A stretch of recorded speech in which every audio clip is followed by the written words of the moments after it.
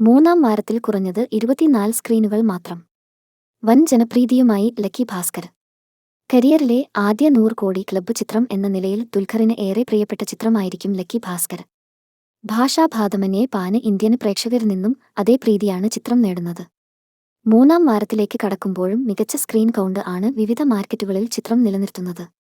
ഇപ്പോഴിതാ കേരളത്തിലെ screen count പുറത്തുവിട്ടിരിക്കുകയാണ് അണിയറക്കാർ.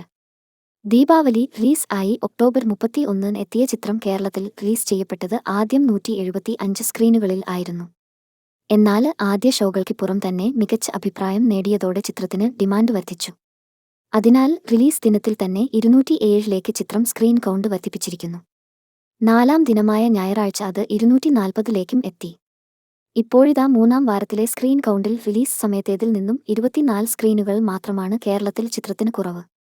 കേരളത്തിലെ 151 സ്ക്രീനുകളിൽ ചിത്രം പ്രദർശനം തുടരുകയാണ്. പീരീഡ് ക്രൈം ഡ്രാമ വിഭാഗത്തിൽ പെടുന്ന ചിത്രത്തിന്റെ രചനയും സംവിധാനവും വെങ്കി അറ്റൂരിയാണ്. മീനാക്ഷി ചൗധരിയാണ് ചിത്രത്തിലെ നായിക. 1980, 1990 കാലഘട്ടത്തിലെ മുംബൈ നഗരത്തിന്റെ പശ്ചാത്തലത്തിൽ കഥ പറയുന്ന ചിത്രത്തിൽ ഒരു ബാങ്ക് കാഷ്യറുടെ വേഷത്തിലാണ് ദുൽഖർ സൽമാൻ എത്തുന്നത്. ദുൽഖറിന്റെ തന്നെ വേഫെയർ ഫിലിംസ് ആണ് ചിത്രത്തിന്റെ കേരളത്തിലെ വിതരണം.